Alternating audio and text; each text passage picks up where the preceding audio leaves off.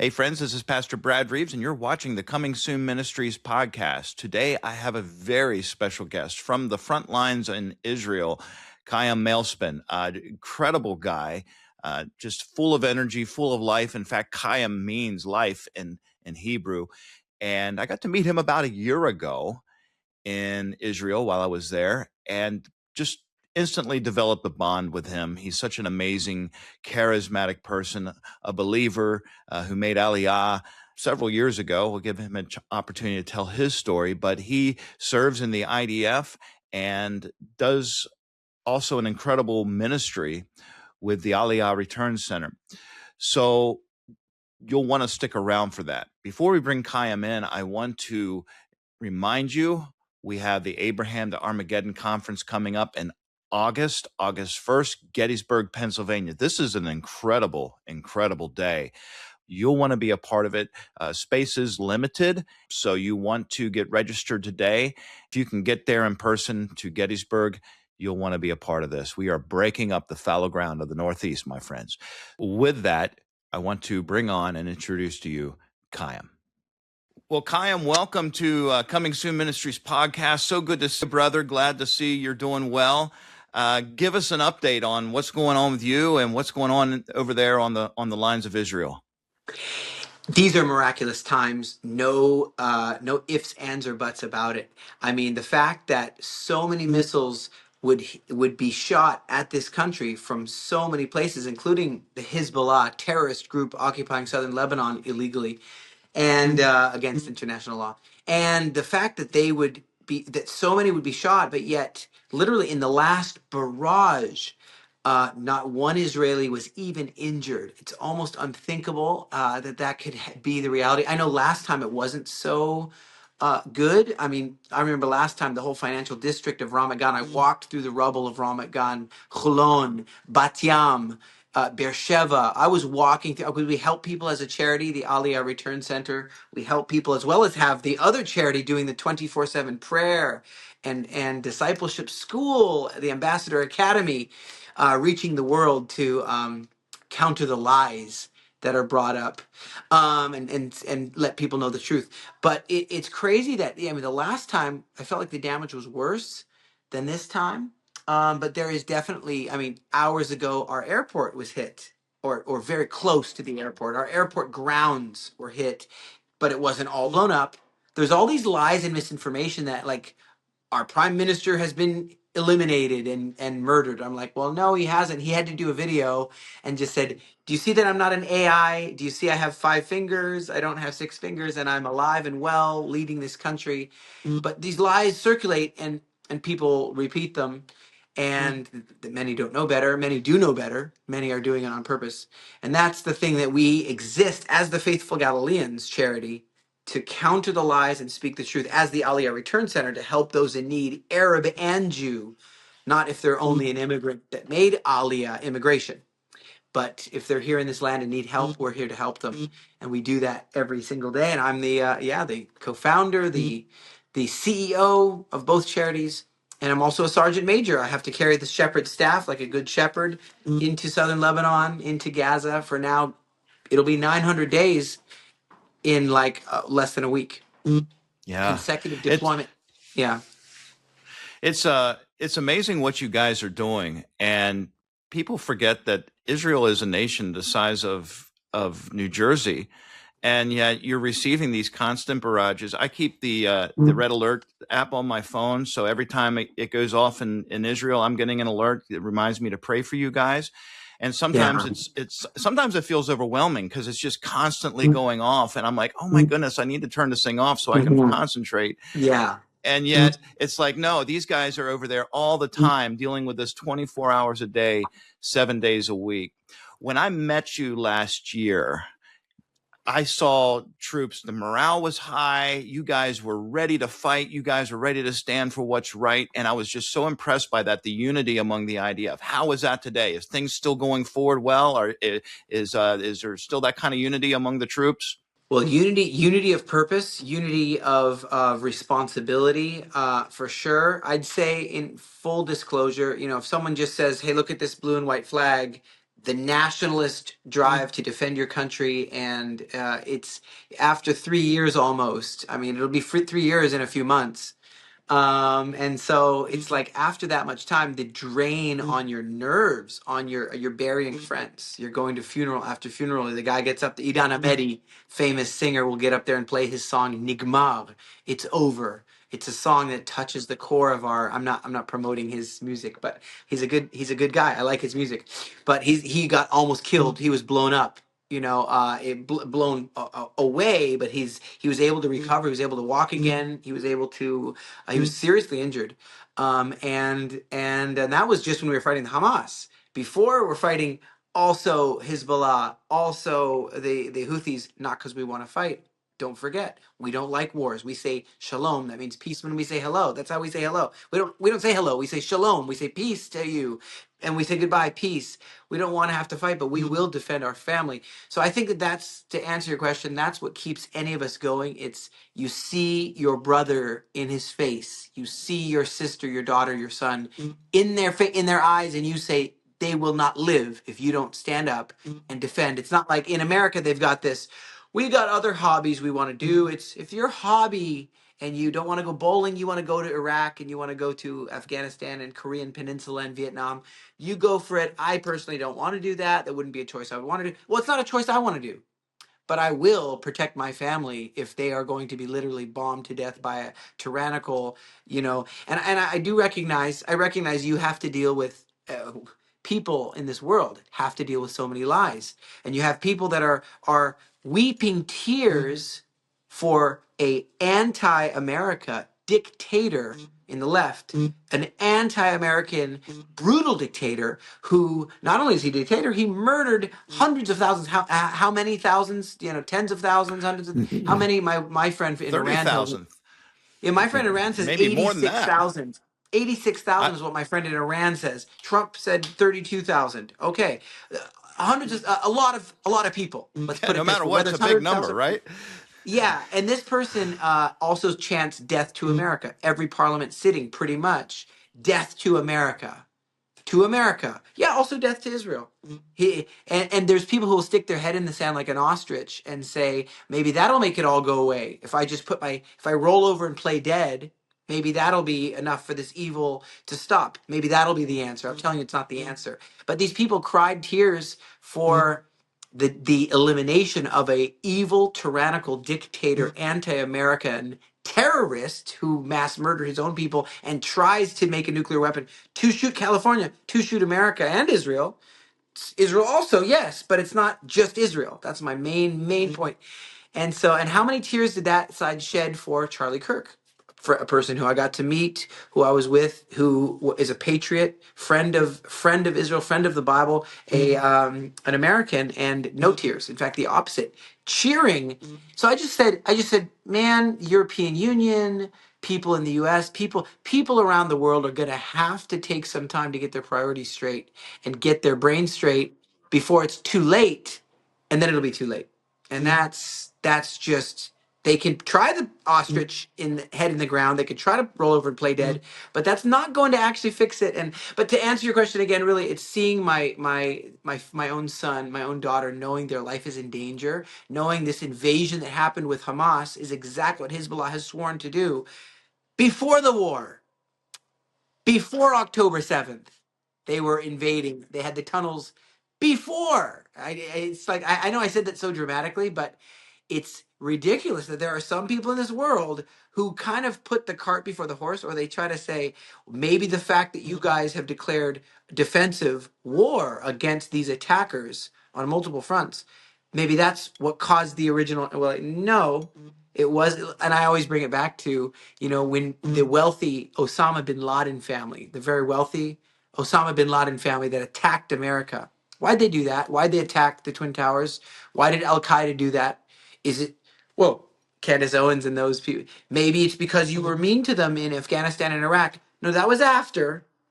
That was after. What caused the attack in the first place? Was the wealthy Osama bin Laden family not treated well? Were they maybe they were not they weren't someone was not politically correct to them or something? Could that be the case? I'm saying this a little facetiously because No, it's not the case. The case is they have an Al Qaeda theology. They have a teaching of Al Qaeda, same as Hamas, same as Iran. They have a certain jihadist teaching that they teach the people, and that's why the Twin Towers were attacked, not because of any other reason, and not because of Israel. You can't, not because of Israel either. Al Qaeda, when they attacked, they try to put blame where it shouldn't be, and that's the problem. They need to put blame where it needs to be, which is their theology, their mantra, their military is training them to do terror. And I don't think a lot of Americans fully understand what Israel is doing right now to push Yep. back terror. And, what you're doing is not only protecting Israel, it's protecting the West, it's protecting It's true. America. It is And, true. and that's one of the reasons why I went to Israel last year, was to thank you and to thank the Oh. troops and to thank Israel for what you're doing. And not only that, because I love Israel, but now we have America that's joined in, right? Because you have American forces that are coming up against Iran now with you. How is that? Is that encouraging? Does that help with the It is. with what's going on? I feel like this whole Israel's stands as a, what did Kennedy say? The child of hope, the shield of democracy, the shield, the outpost of democracy before it gets to America. And those missiles, you saw they bombed everybody. They bombed Bahrain, Cyprus, they bombed Turkey. I mean, they bombed literally everybody. They bombed the United Arab Emirates, the tower in Dubai bombed. I mean, just rubble falling.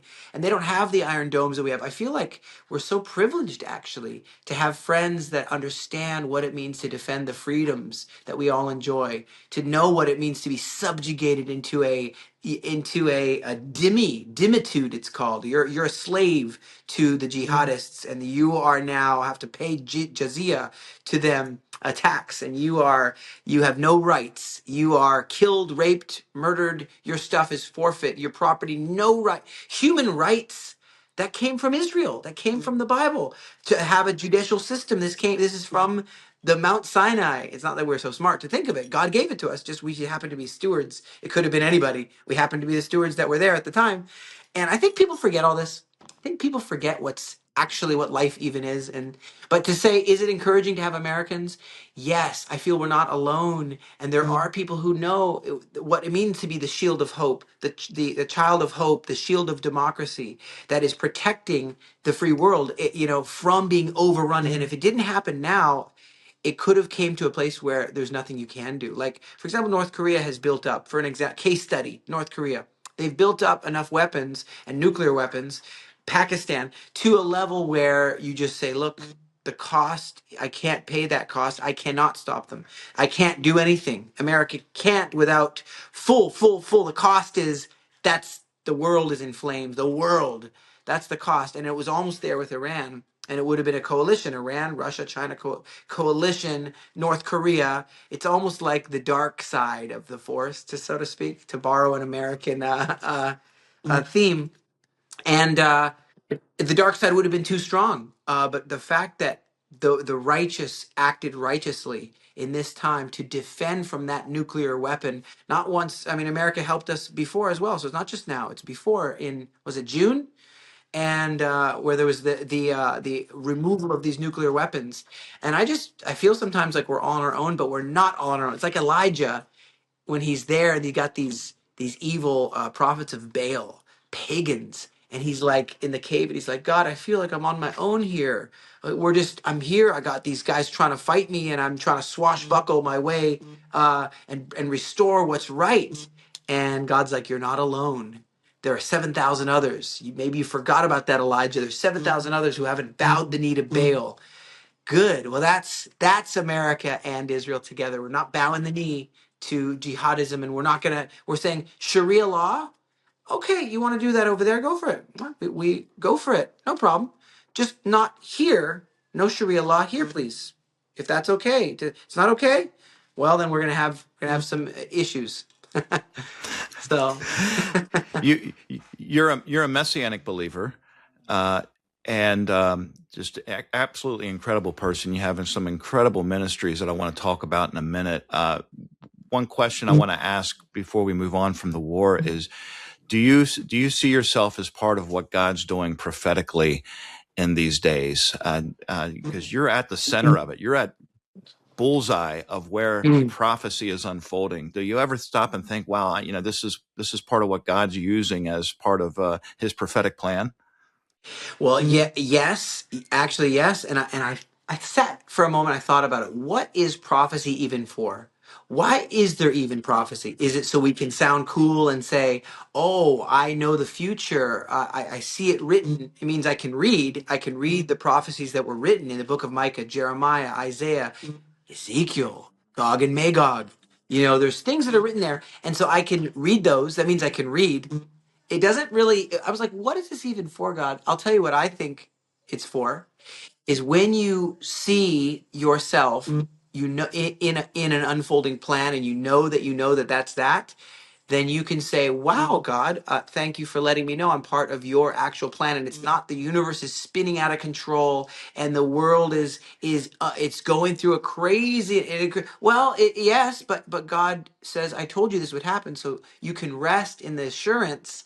You can have a blessed assurance that you're part of a plan. And it's sure there's wars and you got to go through those tribulations and you got to go through that.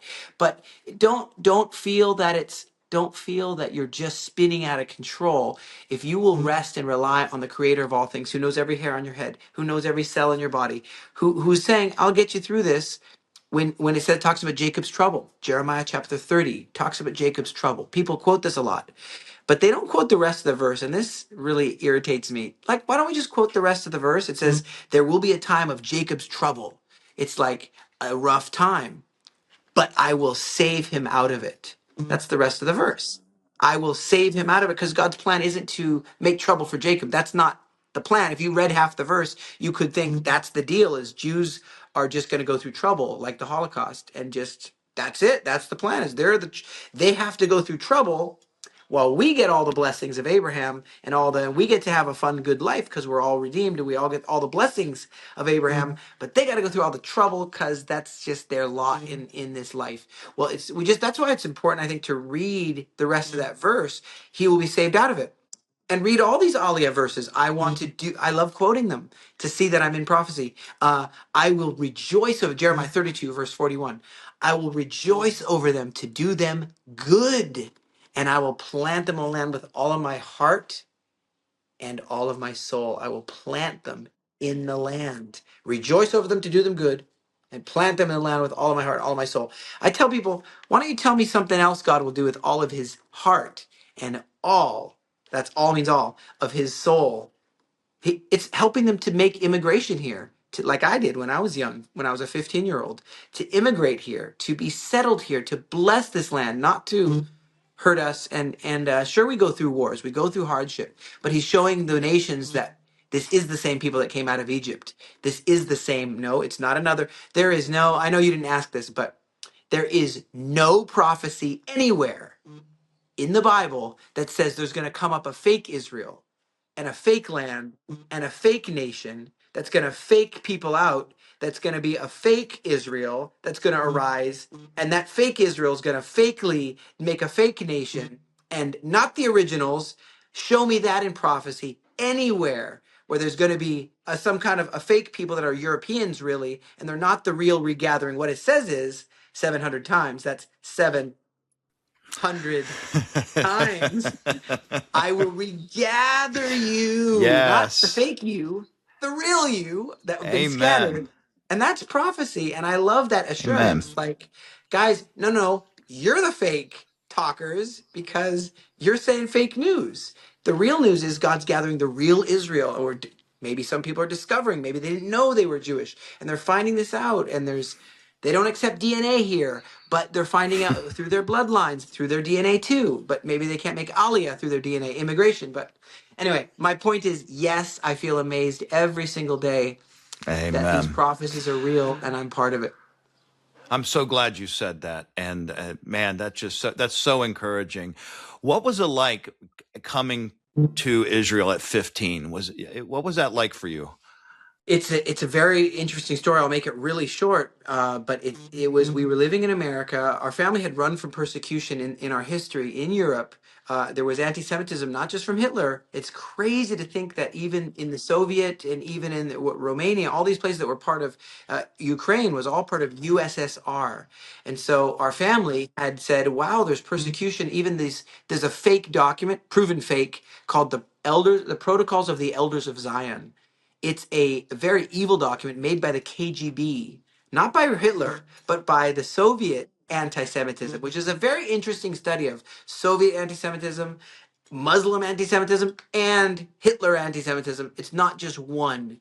There are, the devil's at work all over the place, and it's kind of crazy to realize that there's not just Hitler bad. Of course he's bad, but there's also Nazism. I call it the Islamo-fascist, apocalyptic anti-Semitism. It's like replacement theology on steroids, replacement theology on MDMA. Okay, it's and then you have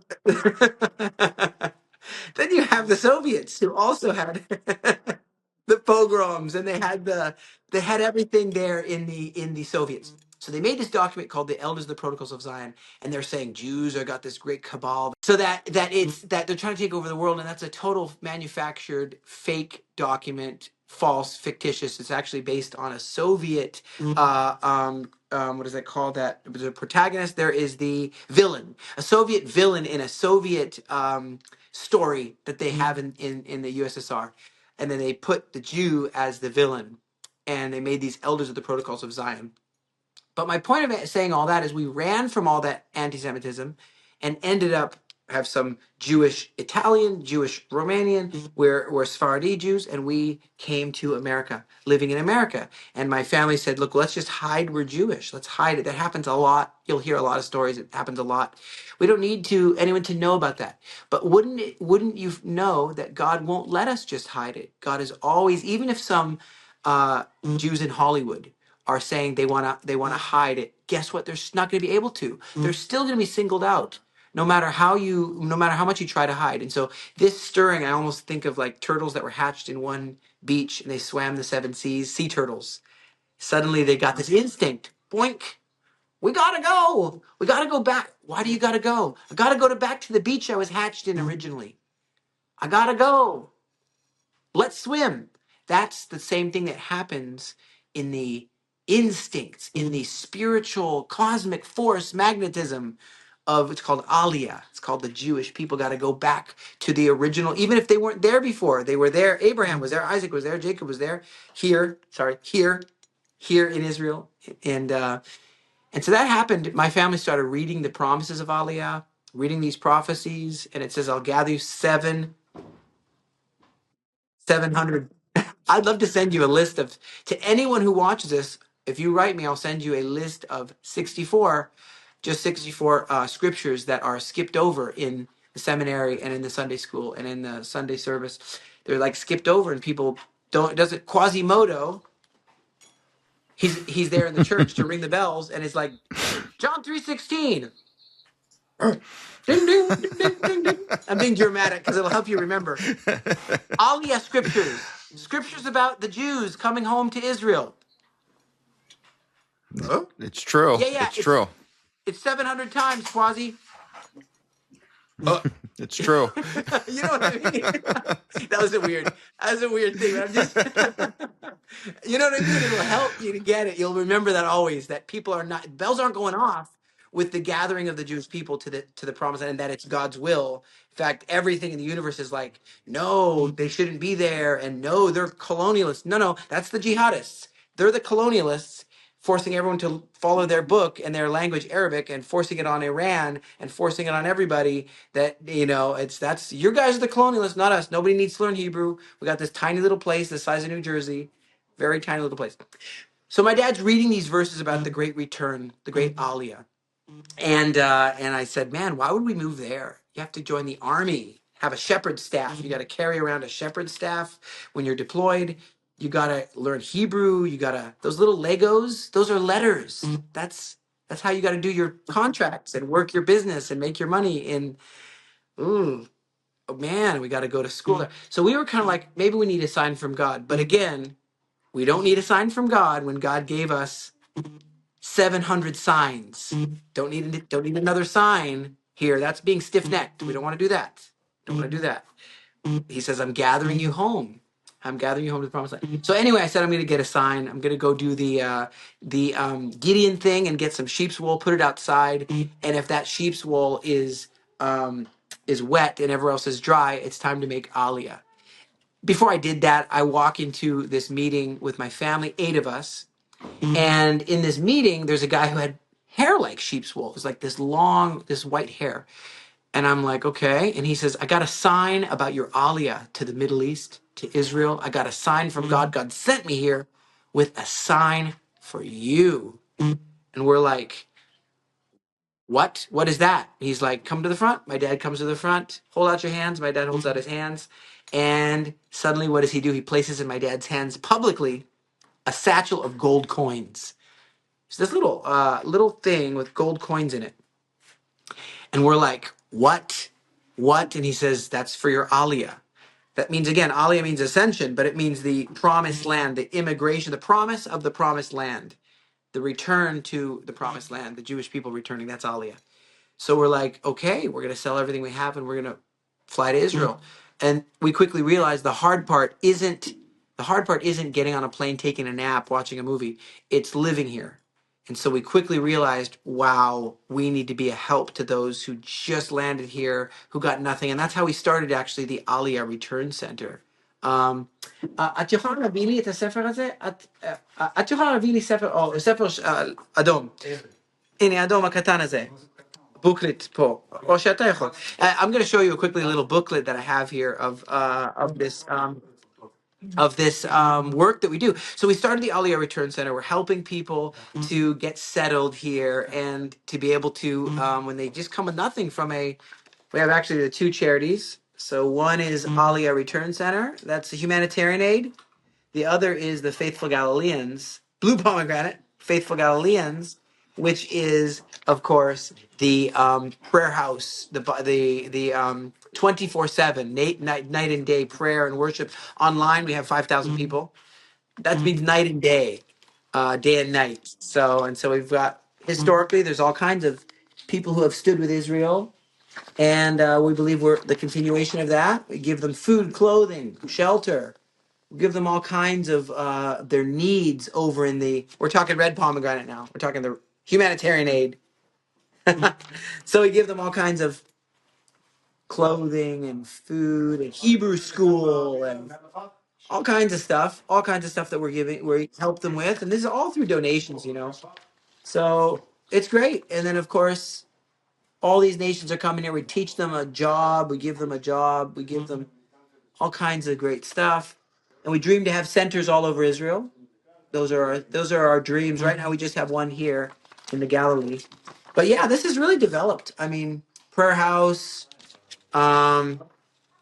People pray and they volunteer, and it's great. It's something that's really developed. Oh, that's how I look when people book to stay with us and they volunteer with us. So you can see that, yeah. So it's good. It's a great time, and there's my wife and kids, and we're Galileans. It's kind of cool. This booklet gave a little more than just me talking. Beautiful. Well, Chaim, we're out of time already. It's hard to believe that just flew by with you. How can people find out more about Aliyah Return Center? How can they support you? What's Yeah, I would go to and we're gonna I'd go to the AliyahReturnCenter.com website. Would probably be the best. AliyahReturnCenter.com. And you're on YouTube. You're on social media, Facebook. We'll put all those links in our Yeah, link in our chat in our video. yeah. Anything And else? Anything else you want to say? I would say that no matter how much people believe in standing up for what's right, how much they believe in the Word of God, how much they believe in freedom, how much they believe in Israel, the biggest thing is praying. We're doing 24/7 prayer. So Faithful Galileans is the Blue Pomegranate, Mm-hmm. 24/7 prayer. And if they can come here, if they can support it, if they can't come here, they can support it. So that's something I think would be very important to do. We're trying to do like Ezra and Nehemiah, raise 120 nations with 120 leaders who will be rally points in their nation, like Ezra and Nehemiah did in the Bible. And from Passover to Pentecost, we're going to be rallying. So we'd love to have people join us in that. Amen. Well, thank you so much for being on with me today. Just so appreciate your voice and love getting your updates. You send updates right from the front line. So if you Yeah, want to, every day. if someone wants to hear what's going on, just go onto YouTube, look you up, and Yeah. you'll get Yeah. Chaim Japheth Malespin, and you'll see it on YouTube and Facebook, Instagram, TikTok, whatever. Chaim Japheth Malespin. Chaim Malespin, and you'll see me. Yeah. Amen. And Chaim means life. So you are such a bright spot of life in so many places. I appreciate all you're doing. We'll have you on again real soon to get another update. God bless you, my friend. Thank you. Have a great day. God bless.